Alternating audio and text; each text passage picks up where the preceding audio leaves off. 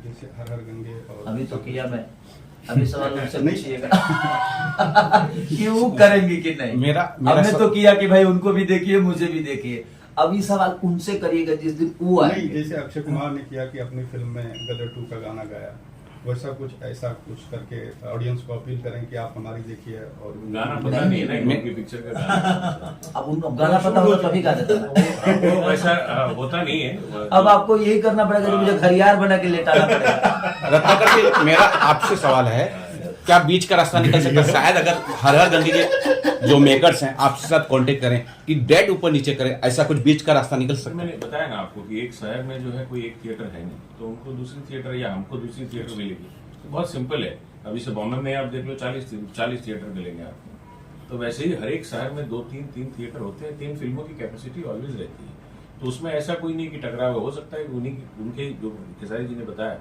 मेरी पिक्चर उनके जो फैन है वो देखेंगे और जिनकी फैन है वो उनकी पिक्चर देखेंगे। सर बहुत सिंपल है। तो पिक्चर यहाँ भोजपुरी को बड़ा करने हाँ, खेसारी पवन देखिए एक आर्टिस्ट हो सकते हैं, तो भोजपुरी के करना धरता नहीं।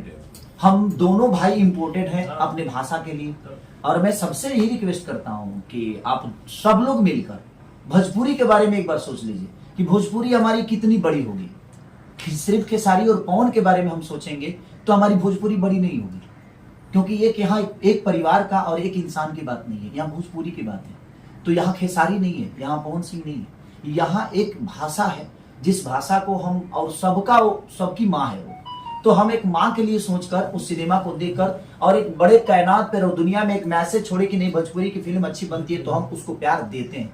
तो जो फिल्म बेहतर होगी, चाहे वो हर हर गंगे हो या संघर्ष 2 हो, तो संघर्ष 2 का ओपिनियन सिर्फ हिंदुस्तान ही नहीं बल्कि आउट ऑफ कंट्री के लोगों ने भी दिया है कि हाँ यार भोजपुरी में ऐसी चीजें होती है क्या, ऐसी चीजें बनती है क्या। चाहे वो पाकिस्तान हो या मलेशिया हो, जहां के भी यूट्यूबर हैं अपने अपने हिसाब से कहीं ना कहीं आप अपना प्रतिक्रिया दिए, और हमें भी अच्छा लगा जे आज हमारी एक छोटी सी भाषा को इतने बड़े लेवल पे लोग प्रमोट कर रहे हैं। तो संघर्ष 2 के लिए तो मैं किंतु परंतु है नहीं, लेकिन मैं सारी फिल्मों को कहूंगा कि जो भी फिल्में बन रही है बेहतर, हम कलाकार हैं और हमें ईमानदारी से अपना काम करना चाहिए। और मैं सब ऑडियंस से भी यही बोलूंगा कि अगर कोई भाषा की बेहतर सिनेमा हम कर अगर आपको प्रेजेंट कर रहे हैं या आपके थाली में परोस रहे हैं, तो कोशिश करिए कि अगर वो स्वादिष्ट है तो भरपेट खाइए उसको, और भरपेट खाकर और दुनिया को बताइए कि हमारे यहाँ का भोजन बहुत स्वादिष्ट है। संघर्ष 2 को ट्रेलर देखने के बाद में जो भूख बढ़ी है दर्शकों की, सर ये आपसे भी सवाल होगा, तो जो भी जितने भी 2 पार्ट्स आए सारे के सारे ब्लॉकबस्टर साबित हो रहे हैं। थोड़ा सा मैं आगे बढ़ रहा हूँ क्योंकि लोगों की डिमांड, आपको ये अब आकलन हो गया होगा ये कहानी बढ़ानी चाहिए, आगे पार्ट 3 भी लाना चाहिए, ऐसी कुछ चल रहा है दिमाग में? लोगों का प्यार अगर ऐसे ही मिलता रहा तो हम 5 तक 6 तक 7 तक जाएंगे, क्योंकि हमारे पास स्कोप है। ऐसा नहीं है कि उसके आगे कहानी नहीं है। देखिए कहानी इस धरती पे बाप पैदा होता है, उसके बाद बेटा तो पैदा होता ही है, बेटा के बाद बेटे का भी बेटा होता है, उसका भी बेटा होता है। तो जब एक परिवार बढ़ता है, उसी तरह कहानियां हैं हमारी। जब परिवार बढ़ता है तो सबके खान पान अलग होते हैं, रहन सहन अलग होते हैं, आना जाना अलग होता है, शहर अलग होते हैं। तो दुनिया में हर उस कहानी के पीछे एक परिवार होता है, और परिवार एक सिनेमा है, और सिनेमा परिवार की तरह ही चलता है। तो अब इसलिए अगर लोगों का प्यार और स्नेह ऐसे ही मिलता रहा, इसको उम्मीद से ज्यादा मिला, तो इसका सीक्वल फिर से एक और भी बहुत ज्यादा एक्साइटनेस होती है हर पिता को। इस फिल्म के साथ आपकी सुपुत्री भी डेब्यू कर रही हैं, तो कितनी ज्यादा खुशी है, और क्या आप भी हम सभी की तरह उत्साहित है एक बड़े स्क्रीन पर अपनी बिटिया को एक बढ़िया सा अभिनय करते देखते? देखिए सबसे बड़ी बात कि एक पिता की खुशी उनके बच्चों में ही होती है, अपने काम के अलावा और हमारे काम के हिस्सा हमारी। देखिए हर सिनेमा में हम कृति को तो नहीं रख सकते, क्योंकि उसके लेवल की कहानी होगी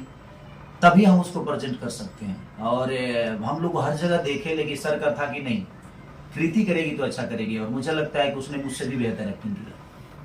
जो क्लाइमेक्स उसने किया है, मैं खुद ही जब मैं डबिंग कर रहा था तो उसको देखकर मैं 4 घंटे डिस्टर्ब रहा, 4 घंटे तक डबिंग नहीं कर पाया। इतनी अच्छी परफॉर्म, इतनी प्यारी परफॉर्म उसने किया है, क्योंकि वहां पे मैं एक ऑडियंस के तौर पे और एक पिता के तौर पे जब देखा तो मुझे लगा यार ये मेरा खून है, और इतना मुझसे भी अच्छा एक्टिंग किया इसने। तो मैं एक पिता के लिए उससे बड़ी खुशी नहीं हो सकती, उसका औलाद उससे बेहतर करे। हम सब पिता, आप भी किसी दिन आप पिता होंगे या पिता बनेंगे, तो हमारी खुशी और हमारी ऊर्जा हमारे पुत्र और बच्चे ही होते हैं। हम अपनी उम्मीद अपने बच्चों से ही करते हैं। अगर उम्मीद पे वो चीजें खड़ी है तो फिर उस बाप के लिए बहुत बड़ी सौभाग्य होती है। कैसा सर, अब फाइनली तो पिक्चर रिलीज होने आई है, एक बार दर्शकों को बताइए सर, इसकी शूटिंग बाहर विदेश में कहाँ कहाँ हुई और कितनी कुछ पराग सर ने आपसे मेहनत कराया, क्या कुछ चेंज कराया, क्या कुछ नया उसमें आपको सीखने को मिला, और दर्शक क्या कुछ नया देखने वाले हैं? या फिर कोई एक ऐसा किस्सा पराग सर को लेकर के जो आपको बहुत पराग बुरा सर को लगा? लेकर के किस्सा नहीं है सर, किस्सा इनको लेके है। बताइए बताइए ना, कुछ जब बताइए। वो बाइक जो पानी में चलती है ना, और उसका क्या नाम, जेस्टिक, क्या नाम, जेट स्की ये जो बोल रहे हैं क्योंकि हम बोलेंगे तो हमको 3 दिन सीखने में लगेगा, इससे हम ज्यादा इंग्लिश वाले शब्द पे जोर नहीं देते। हाँ, तो उसको चलाने के लिए ये भी निकल चुके थे और हम भी करीब करीब, इनका जिद था कि मुझे करना है। हम विदाउट फाइट मास्टर 30,000 गहरा फीट पानी में उतरना, एक अब जब भी मैं कभी देखा नहीं, चलाया नहीं, एक बार गोवा गया था तो देखा था, चलाया नहीं। तो अब उसमें उतरना कितना डिफिकल्ट होता है, क्योंकि विदाउट फाइट मैंने तो एज एन डायरेक्टर हाथ ऊपर खड़े कर दिए थे कि सर विदाउट एक्शन डायरेक्टर मैं एक सुपरस्टार को इतने बीच समंदर में नहीं झोंक सकता। लेकिन सर का एक जिद था, कॉन्फिडेंस था रत्नाकर जी का, उसके बाद में जो है वो किस्सा सुनिए। तो मुझे लगा जो एक बार मैं कोशिश करने में क्या जाता है, तो मैं बोला कि भाई कैसे स्टार्ट होती है, कैसे ही चलती है, बता दे एक बार। तो करीब 5 से 7 मिनट में मुझे थोड़ा सा सिखाया समुद्र में।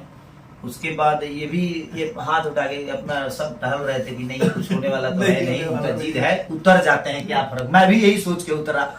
अचानक से मैं चलाने लगा तो मुझे मजा आने लगा, यार तो बड़ा प्यारा बाइक है यार। पहले तो हम लोग जो नाव में थे, हमारा कैमरामैन जो है प्रिंस भाई जो है वो कैप्चर कर रहे थे, और अचानक ये ऐसा चलाने लग गए 5 मिनट में